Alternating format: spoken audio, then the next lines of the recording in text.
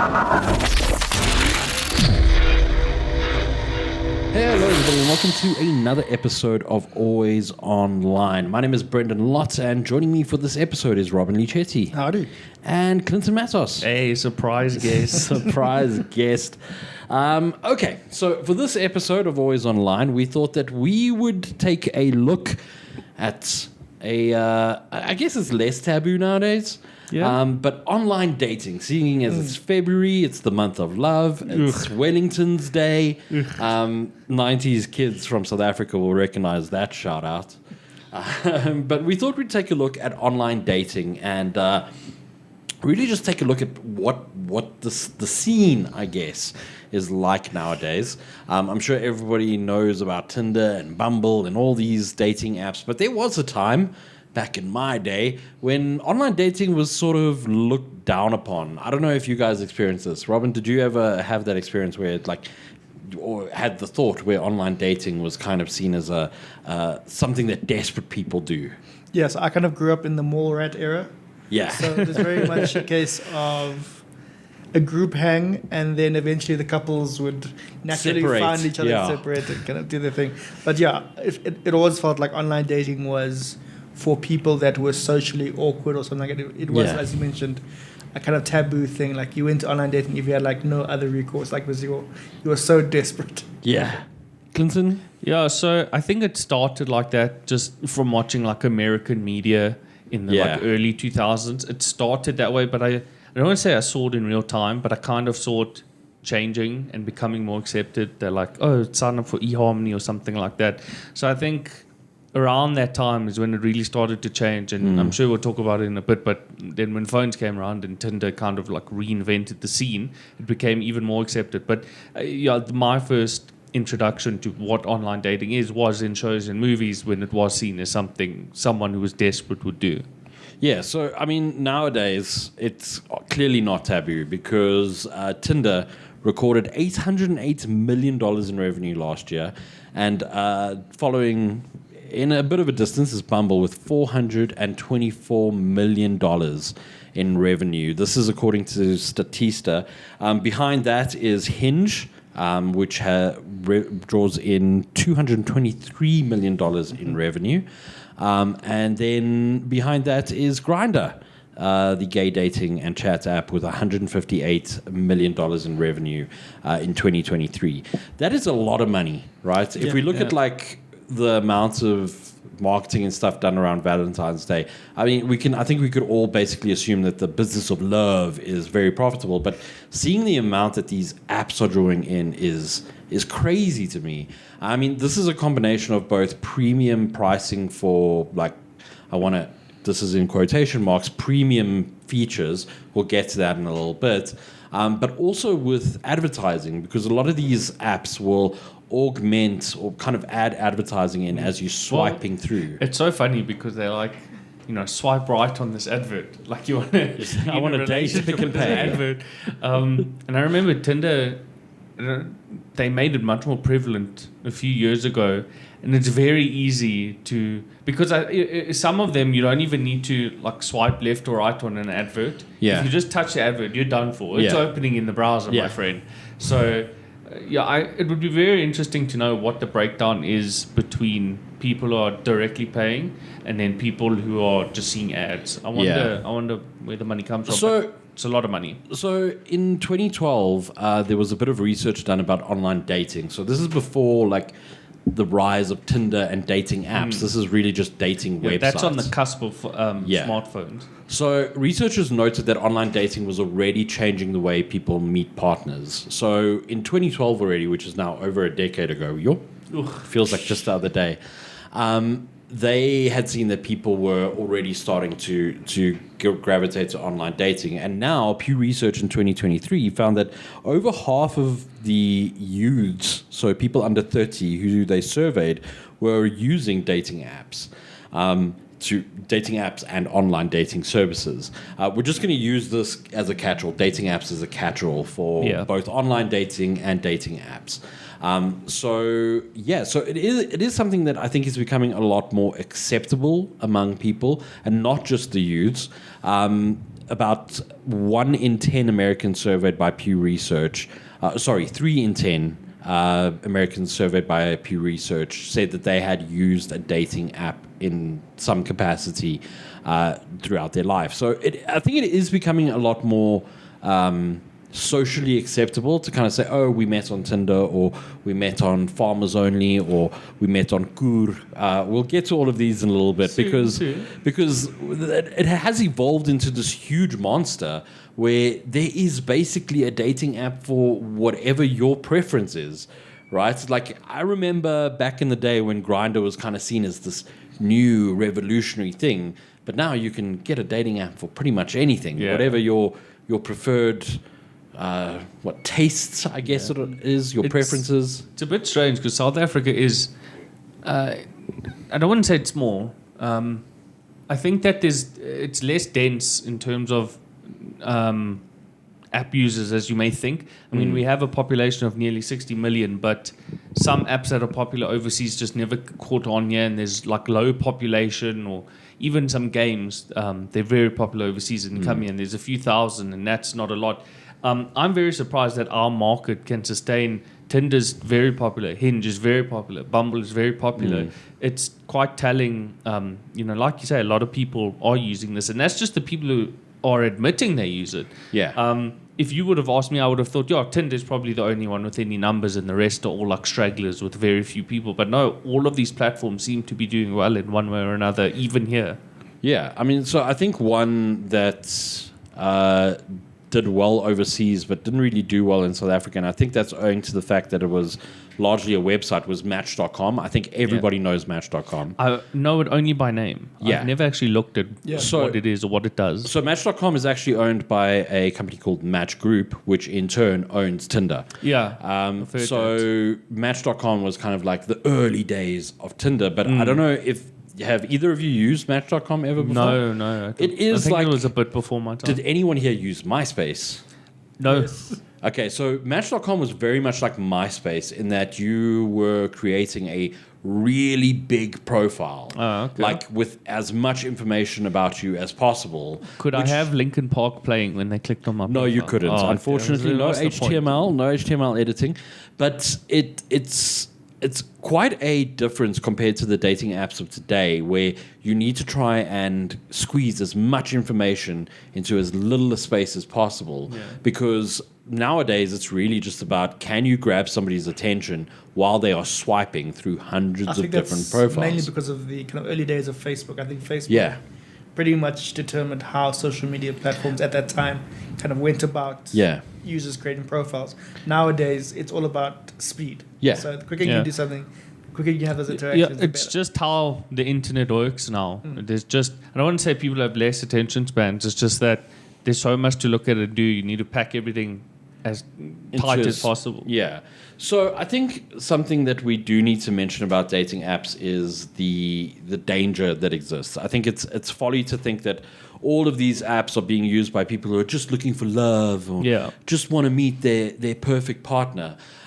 So from Pew Research, a majority of women under 50 who have used dating apps or sites, so it's 56%, say they have been sent a sexually explicit message or image they didn't ask for. 4 in 10 women have said that someone would continue to contact them after they said they were not interested, and 37% say they've been called an offensive name. Roughly 1 in 10 of this group have received threats of physical harm. Each of these experiences less common among women dating users ages 50 and older, as well as among men of any age. So, I mean, there is a danger for women. And in South Africa, where we have a high degree of violence against women, gender-based violence, I think that it is worth mentioning that these apps aren't always safe, and the safety provisions that are there aren't always great. Yeah. So I know, like Tinder in the US, they used to have a feature where you could check somebody's background before you went on a date with them, and then that was eventually phased out. But we don't get that here in South Africa. So, like, there are dangers to using this sort of thing, and I mean, we've seen stuff like the Tinder swindler, where a romance scammer basically conned women out of hundreds of thousands of euros. We can say be careful, but there is a degree of danger here when you are meeting someone and you've never met them. it could be a catfish, it could be a fake person, it could be a bot. Well, but yeah. Can I provide some advice here? I think a lot of people should, if you are going to meet one, you should get the person's number. But then something that a lot of people don't know is that you can use a Truecaller to look up someone's number and see if they're a real person. And what happens if you're like me and you refuse to use Truecaller? Truecaller has a website that you just need to make an account on the website and you can look up numbers that way. You don't have to have it downloaded on your phone. What happens? So what I'm saying is, what happens if, like me, I've never used Truecaller? Does my name get recorded there? So, yes. Really? People don't know this. I don't know how this comes about. As soon as you've signed up, in South Africa at least, they have your full name, the operators. And I don't know if this is because of, what's it called, Rico or Rika in South Africa. Yeah. I don't know if it's because of that. Without fail, whenever I see a number I don't know sending me, outside of dating, but it's related, if I get a random WhatsApp thing or an SMS or something, you just need to plug that number into Truecaller, and you'll get that person's full name. Now, a lot of people it can be are kind of fudged, shocked. though. It can be fudged, and also there's another layer of protection because most of these dating websites require a Facebook login. Yeah. And it's a bit more work to make a full Facebook account. It's not a lot of work, but it's a bit more work to try and keep people safe. So, yeah, I'd always recommend getting the number first. And I understand if some people are hesitant to give up their number, but I think if you are going to put yourself out there, like physically and, mentally, you should at least get the person's number so you can at least look up if the number is legit. And then there's also all the other things. Always meet in a public place. If you're really worried, meet with someone, and then if it's a real person, your friend can go. It doesn't need to be a surprise group date or something like that. But yeah, my biggest recommendation is just checking the person's number. I mean, you have to do as much vetting as possible. Like, I think in this day and age, if somebody doesn't have like a Facebook profile, for instance, like that's a red flag. Well, I hate Facebook. I have one like against my will. Yeah. But I understand what you mean. It's very rare. Like if the person says, "Oh, I'm not really on social media. I don't really care about it," and that makes sense. There are people like that, but I think it is a bit of a red flag, and it should raise suspicions if somebody has no online presence whatsoever in 2024. I'm sure there's a few people. I mean, even if they have like a LinkedIn profile for work, just something. We're not asking to like show your personhood. It's just people want assurances, and again, we're going to discuss some things about violence and stuff like that. I think it's perfectly reasonable to just confirm that it's a real person and it's the real person you think you're speaking to. So, Robin shared some data around catfishing, which I think is pertinent because even though the brilliant MTV production of the same name, I think we can all agree it was a brilliant show. I'm being very sarcastic here. Have you read the like little blurb about why it's called Catfish? No. It's like a beautiful piece of writing. Oh, that's another thing. Okay. Just look up the source of the term catfishing. It's like a little piece of prose writing that's very beautiful. Anyway. So catfishing is still a problem. I mean, we saw this, as I mentioned earlier, with the Tinder swindler, where a romance scammer, and romance scams are very prevalent around the world. It's not just happening on Tinder, but he used Tinder to kind of dupe people. But there are other sorts of scammers that are out there as well. And it's not just romance scammers. It can be somebody who's just trying to fraud you or commit fraud against you. So according to swindlerbuster.com, over the last 5 years, $18.7 billion has been lost to internet scams. It is estimated that 1 out of 10 dating profiles on dating services is fake. And this is anecdotal, but I can kind of agree with this, and I'm surprised it's so low.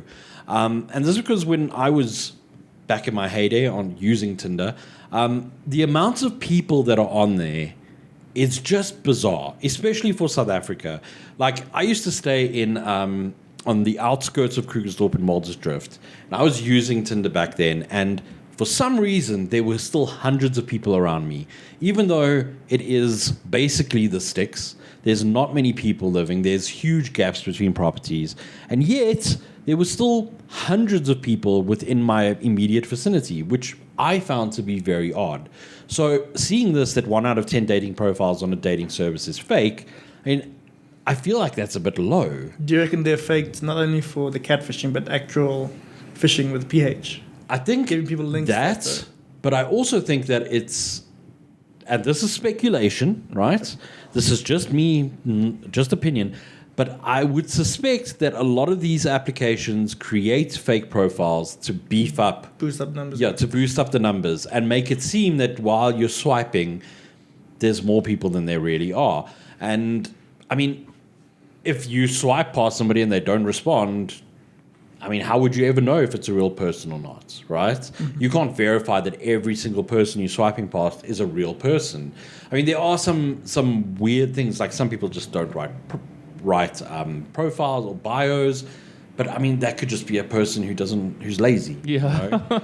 I mean, yeah. So there's lots of ways that scammers can present themselves on these things. Like, to your point though, Robin, like it can just be somebody who's a cyber criminal phishing, pretending to be Hot Girl 9118, and in fact they're just trying to get you to open a link where you log into your Google or whatever and give them access to your account. So that's actually something I wanted to mention when you're talking about being sent unwanted pictures. Some platforms don't allow picture sharing at all for that exact reason, and some of them even don't allow links, which is also understandable. Because you can just put the picture into a link and send it that way. But then you can also, like you guys are saying, you can have phishing attempts and scams through links as well. So the dating apps do try and stay ahead of it. But if you're foolhardy enough or the scam is smart enough, they'll always find a way to circumvent whatever the app is trying to do to prevent that. So I want to move now to the apps themselves, and really just look at and have a discussion about the quote-unquote free nature of these apps. So as I mentioned, I used to use Tinder quite a lot, and free Tinder is awful. There's no nice way to put it. Everything is restricted. There is very little you can do. You're limited to the amount of swipes you get. You're limited to, like, just features, right? Yeah. And as such, you are it's really strongly encouraged that you pay for the premium. Yeah, I think a common theme we'll get across all of the apps, not just Tinder, but Tinder's like the pioneer. They market it in a very weird way where they're saying, like, you get to be on the top of the pile if you pay. You get to be at the front of the line.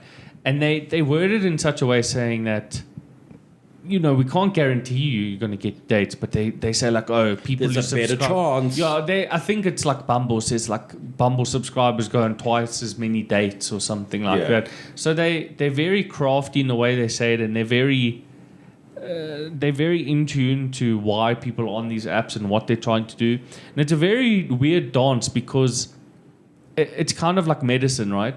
They make money by selling you something, but as soon as that product has served its purpose, they don't want to pay you money anymore. Yeah. You know, you buy medicine until you're not sick anymore. Yeah. And then the medicine company is like, oh, we did our job too well, kind of. If you understand my point. So it's very funny. Like Hinge's tagline on the Play Store or whatever is like made to be deleted. Yeah. But then they're like, oh, buy like 6 months worth of our premium thing. Or like Bumble offers a lifetime subscription. And it's like maybe if you're like a serial swinger, you'll be like... Player for life. Yeah, so... But I think a lot of people want to get on these apps, not find a partner fast or something like that, but they want to eventually find someone and go off the app. So it's this weird dance of how much money can we get from you while keeping you on the app. And there's a whole nother discussion, and maybe we'll get to it right at the end, is that these apps don't really want to work. They want you on it as much as possible. I think that's a late game discussion. We'll talk about that. Yeah, we'll get to that. I want to talk about the pricing, though, because Oh. this is where things get, and there's no other way to put it, disgusting.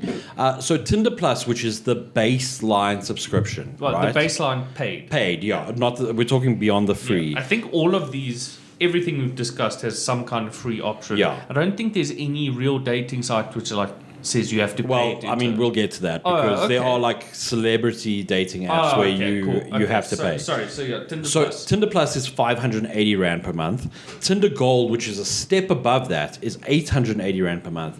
But then there's one more step, which is Tinder Platinum, which is 1,150 Rand per month. And this is where I kind of started to grow disillusioned with dating apps because Tinder Platinum removes a whole lot of things that kind of make Tinder Tinder. So things like being able to message the person without matching with them first, which was the whole premise of Tinder. Was that I didn't even know there was a feature. Yeah, so that Holy hell. you would match someone and only then can you start talking to them. But Tinder Platinum removes that completely. You can just message whoever you want. It's like it gives you admin rights. I was just going to say, it turns you into a hacker. You can wall hack in Tinder. So, I mean, and unfortunately, like Tinder Plus at 580 Rand per month is kind of what a lot of people are going to need. And we speculated about this earlier, Clinton, but like we're both men, guys, and we speculated that like perhaps women get a different version of this app where things are cheaper. Yeah, I would be very interested to know, but unfortunately we didn't have time to, get another phone, make a fake Facebook account and check all of this. It's a bit weird to like phone someone, be like, hey, can you check this for me? So we'd love to hear if somebody can tell us that, is it different? It might not be, but maybe like, because all of these apps, this is all speculation. All of these apps do like limited time. Buy now, we'll give you 50% with a special. Yeah, maybe ladies get that more often. The sale. Maybe a lot of ladies don't even need it because they get so many matches that they won't need it. Maybe all the money's coming from men. So I mean, again, we're talking half. We backed it up with statistical data and stuff like that. But we are doing a bit of personal experience here. So it would be very interesting to know. Just to go back to the pricing, right? Sure. So now we're on Bumble. So Bumble's shtick is that the woman messages first, or has to message first for any communication to start. So if you're a dude and or a guy and you message or you match with a woman, she has to message you first. So Bumble Premium is priced at 100 Rand per week. Which is absurd. Bumble Premium is... sorry, I messed up the thing here. Okay. Okay, so Bumble Premium Lifetime is 2,000 Rand, right? Which is, I think, speaks to what you were saying earlier, Clinton, about the fact that like these apps are kind of based on the fact that they need to work. Do you get a refund if you get married, or what?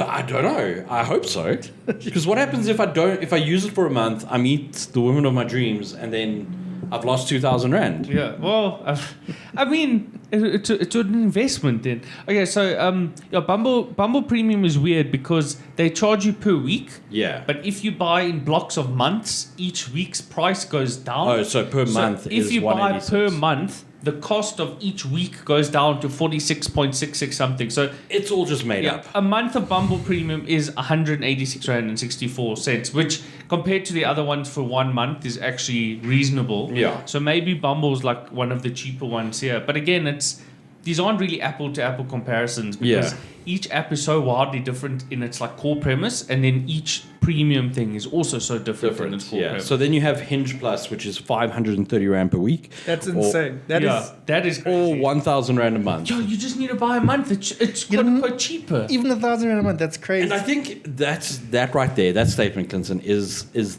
how they get you. Is that, it's so much cheaper if you spend just 1,000 Rand a month. But it's the what same happens psychology. if I just didn't spend that 1,000 Rand per month? That's the cheapest option. Well, they're trying to imply if you do that, then you'll never meet anyone. Well, so this is another thing, and this is now speculation, but I spent a few years using Tinder, and there were times where I was using the free version of Tinder, and I was just not getting anything. Wasn't getting matches. When I did get a match, it was with somebody who never spoke, never responded via messages. Or it was a bot, quite clearly a bot, who was like, see my pictures at this link.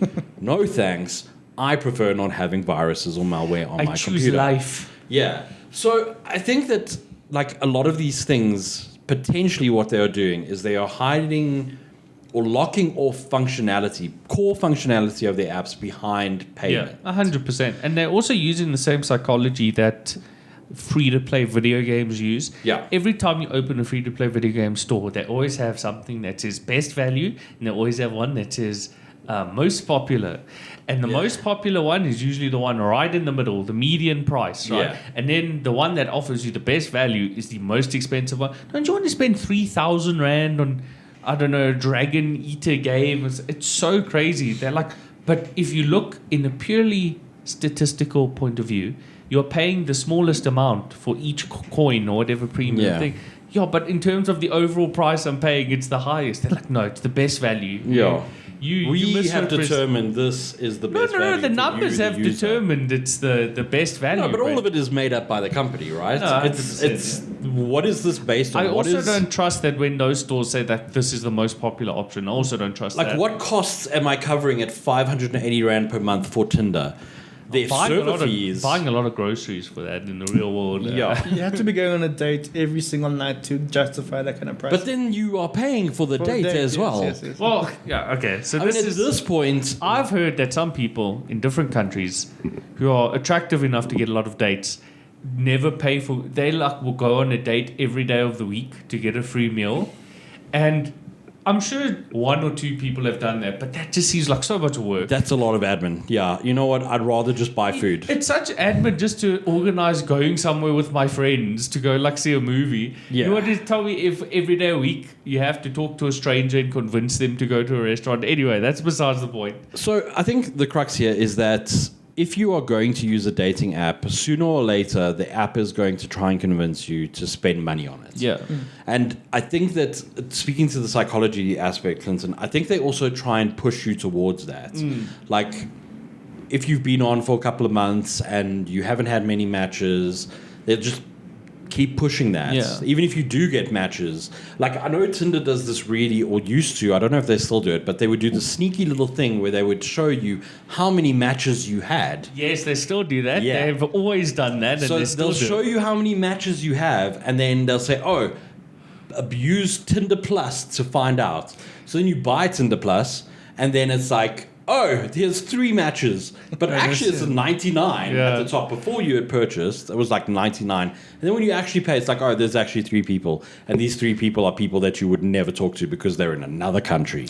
That's another thing I was going to say. Another skip they do, like a hack to buy these things, is they let you swipe in different areas. Yeah. So most of these apps, they say, okay, to use this, you have to have location turned on your phone. And then we'll only show you people within like 50 kilometers. Yeah. But if you pay, you can swipe in different countries. Yeah. I think that each of them has a different name, like travel mode, passport or something like that. And I don't really see the point of that.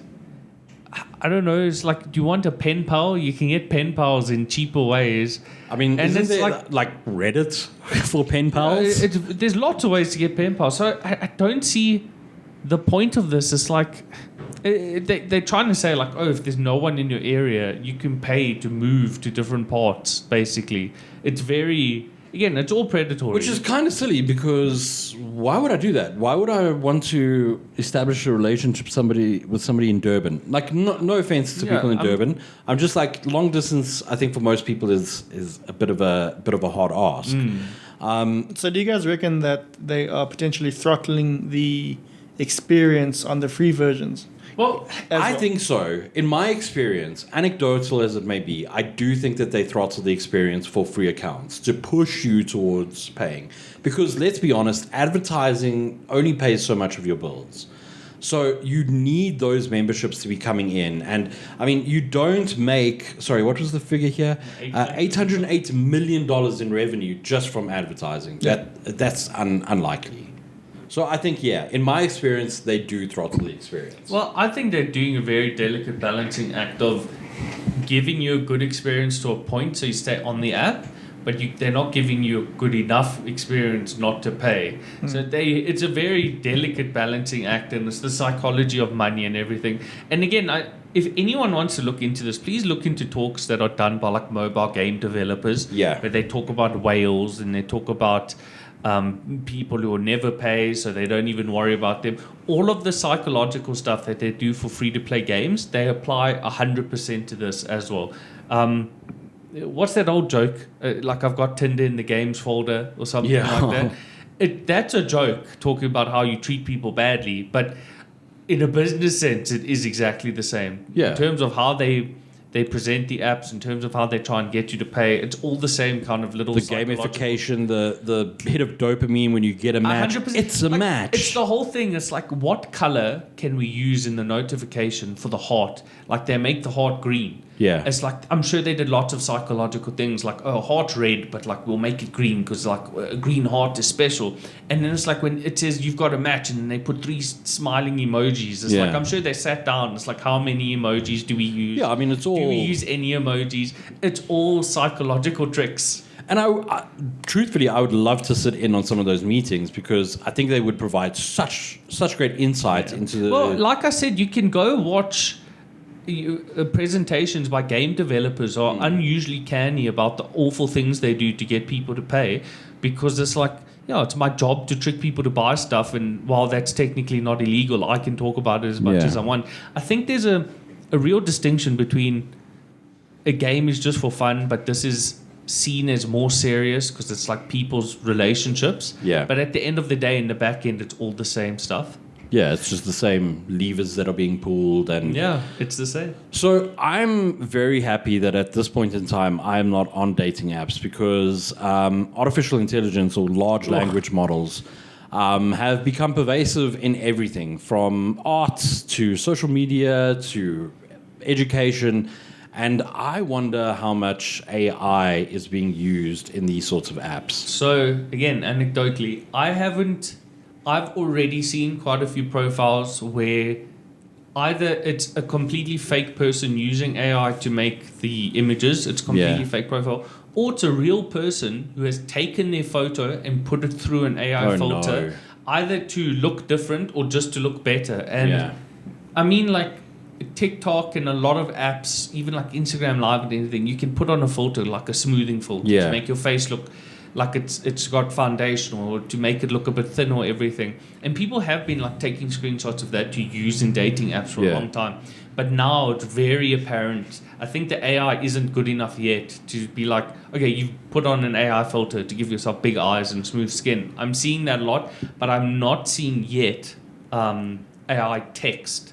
And again, this might be a thing where it's, again, anecdotal, might be something that on the back end, Tinder and all of them are working hard to keep that stuff out. It may be one of those things where we have to remember South Africa is like small fish for scammers, so it might be in America. I also think that maybe services like ChatGPT, Gemini, or Bard, whatever its name is now, like those really only do well with long form text. And I think especially with dating apps, you need to be unique, right? You can't just say, oh, I like long walks on the beach. And if you are trying to get somebody's attention, you need to catch their attention. But isn't it a great environment then to start training your LLMs? Well, maybe that's what's happening right now. We haven't seen it because this stuff is really complicated, and maybe these scammers haven't figured it out. And also, I think all of this, I know all of it is against the user agreements for all of the large language models, and maybe they're just working to crack down on that. I'm sure bad stuff is on the way, but it hasn't, like the dam hasn't broken yet. I mean, there's all those tweets where it looks like a real account on Twitter because they paid for Blue, and then the tweet is just like, sorry, I can't do that because it's against ChatGPT's user agreement. And then you get like 10 bots all responding to it, like the content's really there, saying, oh, I love this, all thought-provoking and everything. So it's, I think it's coming, but it hasn't happened too badly yet. Yeah, so I don't know. I think you put this note here that most sites are now requiring that users become verified by taking specific selfies. So a lot of them, I don't think it's a requirement yet, but it's very much like how Twitter used to be, where you have to go through a process to get a blue check mark. Yeah. And I think I did one of them. I think it was like Hinge was like really pestering me. So I was like, fine. And the way it did it is it's just that it turns on your front-facing camera, and then you need to take like 4 or 5 shots from different angles to show like this is my real face, I promise. Not just put photo. And then like 2 hours later it said I was verified. I don't know if a machine is doing that or a human is. Would it surprise me if it was a machine? I mean, I feel like it would be, especially given the amount of users that these apps have. Yeah. Like I also know back in the day there were some apps that required you to take like a selfie with holding a peace sign, like. Don't some banks still require that if you open an account online? So yeah, I mean, like F&B does that. You can now open an account online by taking a selfie. With, and you have to do something doing a unique pose to show that it's not an image on the internet. But I wonder how long it'll be before AI is able to just emulate that. You can do that now. It's right now. You can go on Midjourney or some of the other ones, and you can say, make an image of somebody holding up a peace sign. Yeah. So it can be done now, and I'm sure I'm not telling the scammers anything new because they've already been doing it. So I want to move now to the niche dating websites and apps, because there are a lot more of them than I ever thought there were. So like you have in South Africa one that was launched recently, which is Koer, which is for Afrikaans people exclusively. You must be Afrikaans, although when I signed up for it last year, I did everything in English and nobody said nothing. I was going to ask, do you have to like sit for an Afrikaans exam before they let you in, like Afrikaans Lit 1? No, initially when I signed up as a test, right, it didn't really ask me anything. It did require me. I did have to go and learn some Afrikaans words because I was like, what does this mean? I don't know what any of this... Your surname has to be Funda something, otherwise you're not allowed on. But then, like, I think we mentioned Bumble, obviously. But OkCupid, I haven't heard that name in years. Then there's one that I thought was kind of funny, which is Field. And that's for people who are in polyamorous and open relationships and that sort of stuff, which I just thought was... I guess there's something like that. The one that I found most humorous, though, was Bristler, which is a location-based social search mobile app that facilitates communication between bearded men and women who love beards.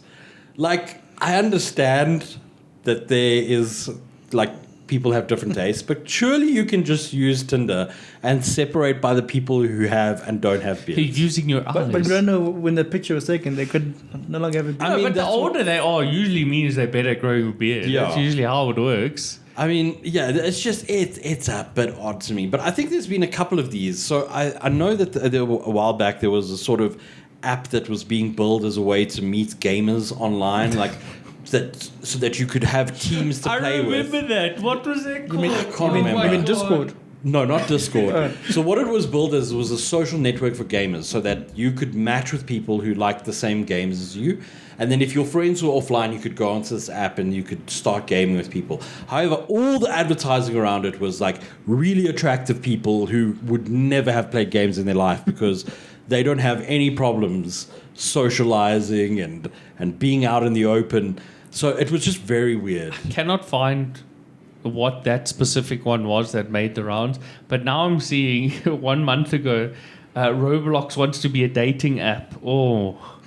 So there's another one, Coffee Meets Bagel, which is... What? Yeah. It's for busy daters, people who are like workaholics.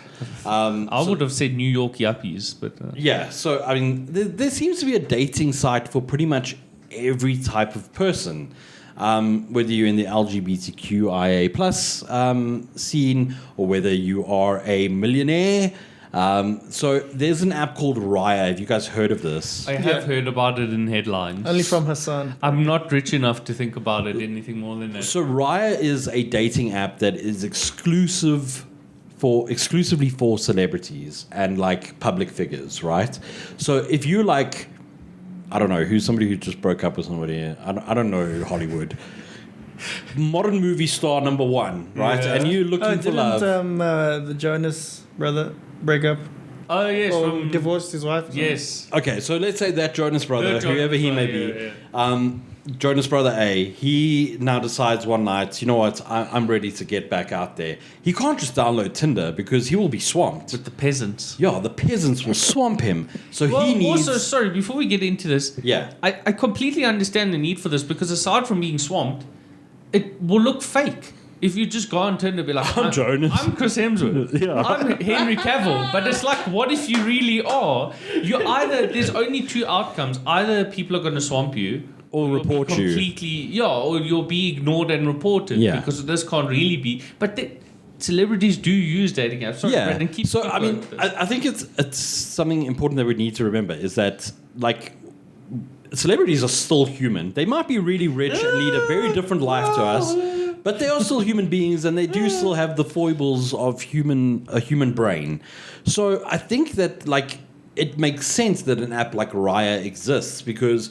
Are you as Jack Harlow? He's a celebrity, right? He's popular. Sounds familiar. Are you just going to walk up to Taylor Swift and start hitting on her in the middle of the red carpet? Yes. That's. I don't know how Jack those. Harlow does I mean, it. okay, I that don't know example. I don't know how the reptilians work. If you're Drake, are you just going to take photos or video of yourself? Bad example again, unfortunately. But I think that like a lot of these apps may want to look at broadening their horizons and catering to celebrities and the ultra rich, purely because they are whales, as you mentioned with online games or free to play games. So I understand why they exist. And I would love to go onto one of these, not for the purpose of meeting someone, just to sounds so see. interesting. Because, I mean, imagine just seeing Chris Hemsworth, Miley Cyrus, Billy Ray Cyrus. Like, just having all these celebrities there that you can swipe across. Jarring. I'm sure there's like stuff put in place, like you super can't take screenshots or something like that. Because I'm sure there's not such a huge cult of personality and secrecy brotherhood that no one wants to share this stuff. That being said, a few years ago, I remember Tinder. It was revealed that there was a secret Tinder. Yeah. And it was called like Tinder Select, Yes. which was for celebrities. And I don't know how that one works. I don't know if you joined. So I do. Okay, So that yes, one, please fill that is invite only. Okay. So if you're a celebrity, then you get invited. So it's to not like join you're on Select. Tinder and then a little pop-up will come up. Be You like, get it like your publicist or whoever gets an email, your okay. agent, and then you get invited to join it from there. Yeah. Like I think I've heard rumors that there are a few South African celebs Oh. who are on there. I can't confirm it because I'm not. The friends You're of still these waiting for your celebrities. invite, And B, I'm still waiting for my invite. I think you just joined Tinder and it's like, we notice your name matches a Wikipedia page, so we can invite you. Would you like to join? Yeah. So I think you wrote here, Clinton, not Clinton, Robin. You said that you stay clear of online dating. Yeah. Why is that? I think it's more a personality issue than anything else. So, anxiety is a big problem for me. You were mentioning before we started recording that Tinder has something called super likes Yes. that allows you to kind of tell the person that you really, really like them. Yes. And then Sounds very childish when you just paint it so plainly like that. It's like you give someone a piece of paper. It's like, do you like me? Yes, no, very yes. yeah, so that's the thing though. So then you kind of sit and wait, and the anxiety Just creeps in. of them not replying back and saying yes, I really like you as well. Yeah. That would kill me. So also You would not survive out there. yeah, so that's also like I think although I won't actually see it happening, but to know that my profile is out there and people are looking at it and judging it essentially for all intents and purposes, that also is. Oh, dude, wait until racks my brain. wait until a family member or a friend I saw you from on high Tinder. school. Oh, yeah. That's the worst. Of everything that listen, it's not the worst thing, obviously, because we're talking about like violence and stuff like that.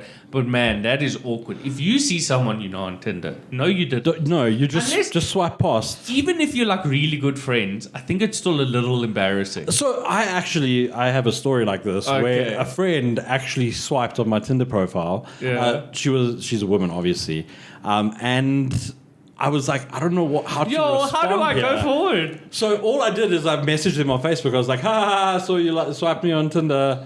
Very funny joke.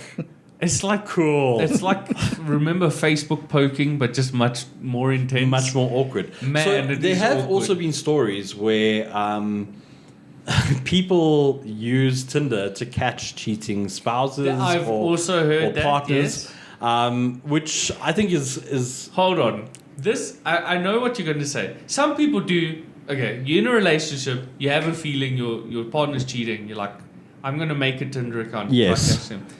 But then they're like, how many of those people actually also cheating? And then they like, I found you on Tinder. It's like, why were you on Tinder? Yeah. I made it just to catch you. oh, did you So now? I don't understand it. So if you have a Tinder account, Yes. you Yeah. find the potential love of your life. Can you deactivate the account or pause it or something? So speaking from experience here, so I have met my current partner through Tinder, and Tinder has two options. You can make your account dormant, which keeps it active, so it's still online. People the can still opposite of find dormant? you. I mean, so it's just that you are not getting notifications, essentially, okay. right? You can.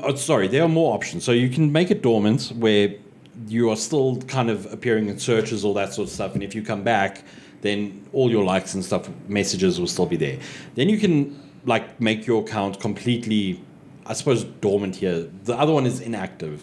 This one is dormant, where nothing is happening. You are not appearing in searches. You are not appearing in anything really. And if you reopen it, the only thing that's there is your bio and your profile pictures, whatever it may be.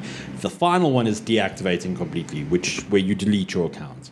And that's the one that, if you're in a relationship, you should be doing. But because there are all these other options, either through confusion or through whatever, people can accidentally not deactivate their account. I think a lot of people just delete the app. Yes. And then it will be up to them to decide what you do with the account, because I think a lot of them wouldn't just delete your account, because that's like a customer getting rid of. So I think a lot of them just, if you've downloaded the app and on their servers it says you haven't used the app in 30 days or whatever, I'm sure they automatically sort you into one of those inactive or dormant, inactive accounts or anything like that. I think a lot of people, once they are in an account, they just delete the app and you don't think about it until you never need it again, or you do, and then you just re-download it. I assume that's how they handle it on the back end. But therefore, there are a lot of them. Some of them, there's like one mode that's called like, I can't remember what it's called. It's called like look only, where you can try and match with people, but they can't see your account. That's so weird. There's lots of options, and some of them are on there. But again, like we we're discussing, some of them are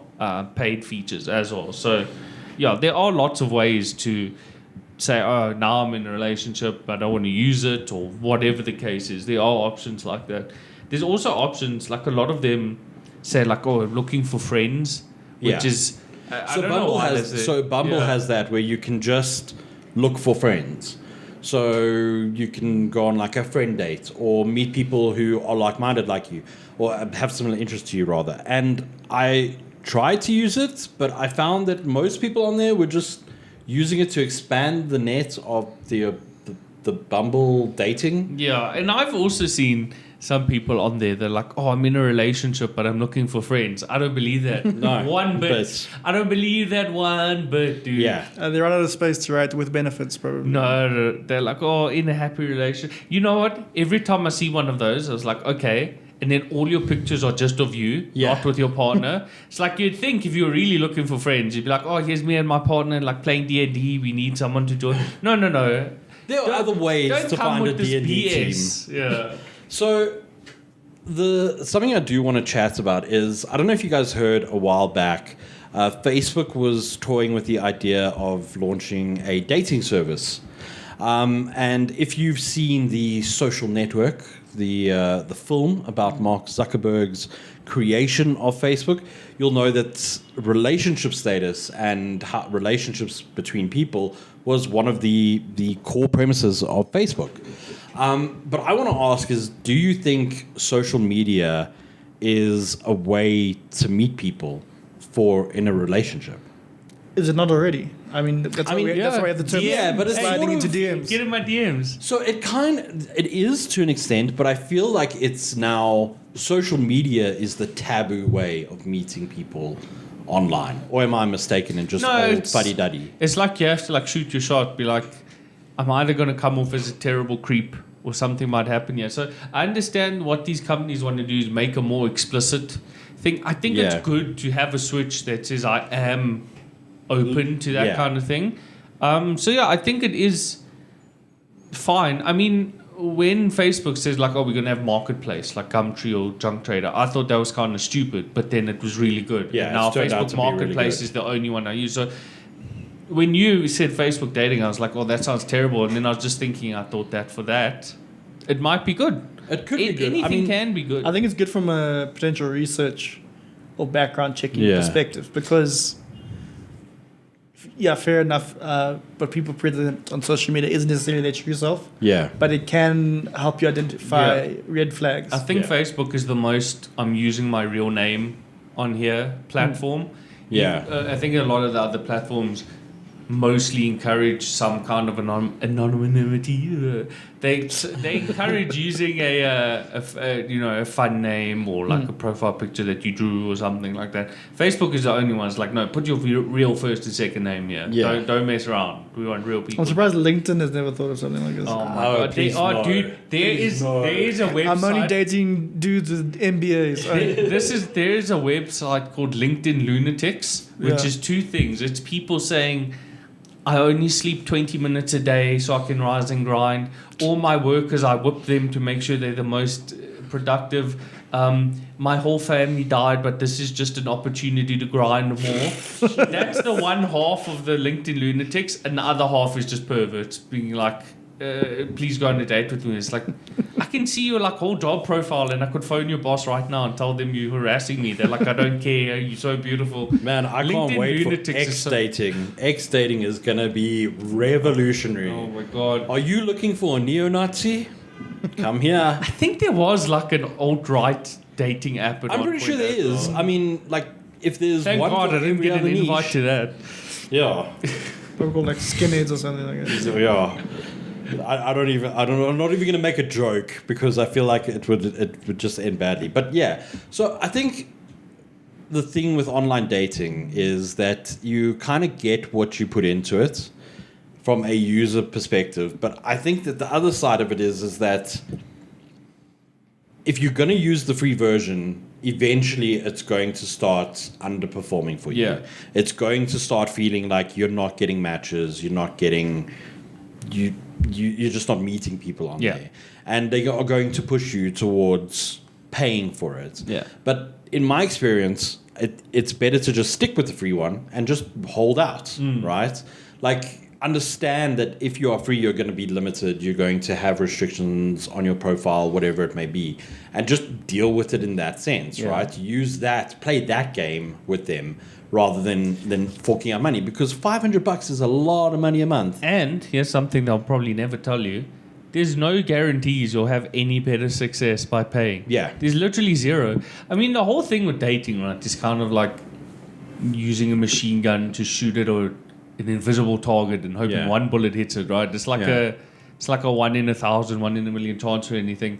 They're kind of just saying to you, we'll like give you more bullets, to use a terrible analogy. Yeah. So it's like, even if you have more chances or more bullets or whatever, you still might not hit your target. Yeah. So it's like a lot of these things I've seen. Like one day there was something happened to Tinder and it wasn't working, so I went on Google Play to look at like if an update messed it up. Yeah. And I saw a lot of people like giving it less stars because they were saying they were like getting less hits even though they like paid for premium or whatever. So it's like paying might not solve your issue. No. Yeah, you're the issue. Yeah, 100%. I really have to do some soul searching on that one. I mean, that I have to look inward. It is a good point, because like the thing with dating is that if you are not being yourself or being authentic, people are going to see through that, whether through the online profile or when you meet them in real life. Like, I think a lot of people see these dating apps as sort of a solution to everything in their life. As, I won't be as lonely if I meet somebody. She can fix me, Brendan. Yeah, I can fix her. No, I need fixing. She can fix me, not the other way around. I think like what you need to understand is that all these platforms is platforms. They are like the bar in the 90s or the coffee shop from Friends, right? They are just platforms that are there to help you introduce people to each other. And the reason I brought up social media is because I think that is a way to kind of meet people in a setting that's less formal than a Tinder or whatever it may be. If you see somebody online who you're getting along with, and you say, hey, maybe we should hang out. Not immediately going to a date, but hey, let's hang out. See if we can stand to be next to each other for 30 minutes. I know when I was using these apps, I was like, oh, I can't wait to go on a date with someone. And then you go on the date and you're like, I cannot spend 5 more minutes with this person. I'm My going skin to is poke their on eyes fire. out. I need to get out of here. Yeah. So I think that what we need to understand with dating apps is that they are just platforms. They are ways to meet. It's a means to an end. And what you should really be looking for is what you're looking for in a partner. And if you find that on Facebook, then so be it. Yeah. If you find that on Reddit, so be it. If you find it on Gur, great. But I think that if you are looking at spending 2,000 Rand for Bumble Premium Lifetime, maybe you shouldn't. Maybe you should Make sure you're not going to get like evicted because you must rent. put on that selfie camera, right? And take a look inside and go, well, why am I looking at spending 2,000 Rand? Why am I not getting any matches? Ask yourself those questions. I'm not saying like, oh, it's because you're ugly. I don't believe that anybody is ugly, right? It's all just about how you're presenting yourself, and maybe you have other stuff that you should be doing.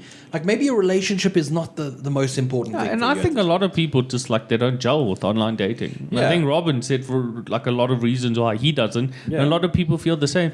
And I think some people, even though they have those misgivings about it, they kind of feel like they have to do it, and then they just have a horrible time. Yeah. It's like I have to open my phone and just be like subject to stuff I really don't like. Yeah. Because I feel like that's what everybody is doing. You don't have to do anything really. You could just go like lie down in a hole. And of course, there's also just meeting people in the real world. Like I know that's becoming increasingly rare or and becoming more rarer. difficult, like Yeah. legitimately. I mean, I don't know the last time I went out to a bar when I was single and actually having the intention of meeting someone and walked away having met somebody.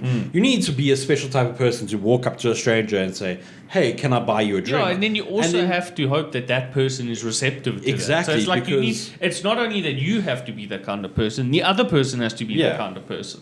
So I think the crux of this is that dating is hard and no app or website is going to make it easier for you. Even if they say that you can pay them to make it. Yeah, and would Bumble users go on 2 times as many dates? Do they really? Well, I mean, their business is not to get you into a relationship. It's to keep you out of one. It's to get you 100%. keep you dating. And that's what we were talking about right at the beginning, is that a happy customer for them is a bad customer. Yeah, it's not a paying customer. Their end goal isn't for you to ride off onto the sunset. Their goal is to have you hunched over your phone. Have you be perpetually single? Yeah. Yeah.